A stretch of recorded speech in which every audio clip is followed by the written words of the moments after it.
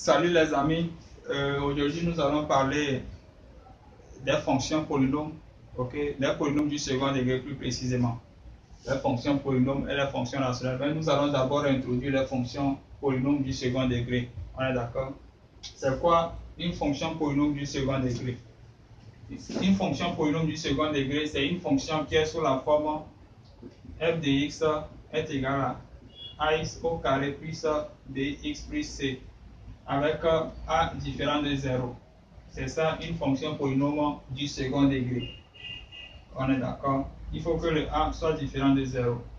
Alors, on va parler de la forme canonique. Forme canonique. C'est quoi la forme canonique? La forme canonique, c'est la transformation de f de x de sorte à faire ressortir une identité remarquable. L'objectif étant de factoriser après. Donc, on va dire soit f de x est égal à ax au carré plus bx plus c avec a différent de 0, ok. On me donne une fonction f de x qui est sous la forme ax carré plus bx plus c. La première étape de la forme canonique, c'est d'abord de factoriser le a. Donc, quand je factorise le a, j'aurai ici dans le crochet x au carré plus b sur ax plus c sur a. Ok. Maintenant, nous allons transformer l'écriture qui est dans ces crochets-là. Nous allons transformer cette écriture de sorte à faire apparaître une identité remarquable qui est sous la forme a plus b le tout au carré est égal à a carré plus 2ab plus b carré. Alors, j'aurai a facteur de. Donc, j'ai x au carré, lui, je ne le touche pas. Ok. Maintenant, j'ai ici b sur a. B sur a, je peux encore le réécrire comme ça. Plus 2 fois b sur 2a. Les deux vont se simplifier. Donc, il va rester toujours b sur a x. Donc, c'est juste une transformation. Plus, maintenant, nous allons identifier le b et le lever au carré. Donc, si x constitue notre a, alors b sur 2a là, va constituer notre b. Quand je le lève au carré, j'aurai plus b carré sur 4a carré.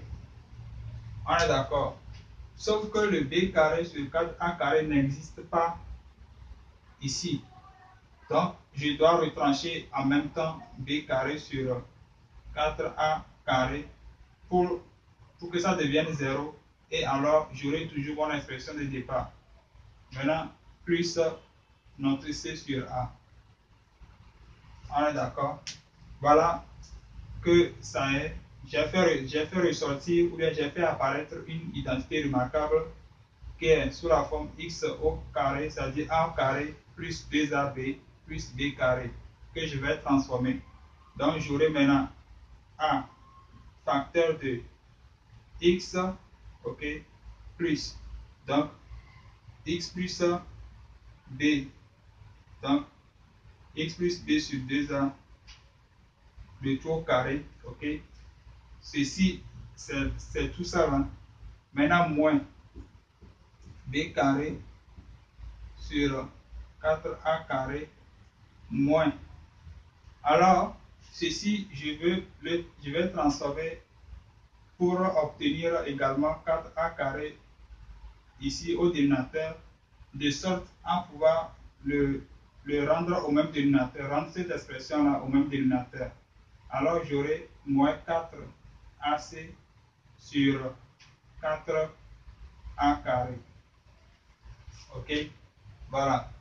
Donc, je vais maintenant arranger ceci. Ici, c'est plus plutôt. Donc, je vais arranger ceci, le rendre au même dénominateur.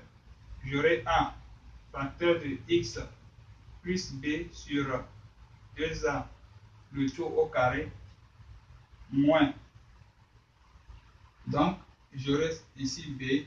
Puisqu'il y a plus ici, alors j'aurai moins là. Ok, moins il y a la barre de fraction. Voilà. Donc j'aurai moins ici, moins 4AC sur le tout sur 4A carré. Donc voilà notre f de x. Voilà l'expression de f de x. Voilà donc ce qu'on appelle la forme canonique d'une fonction polynôme du second degré.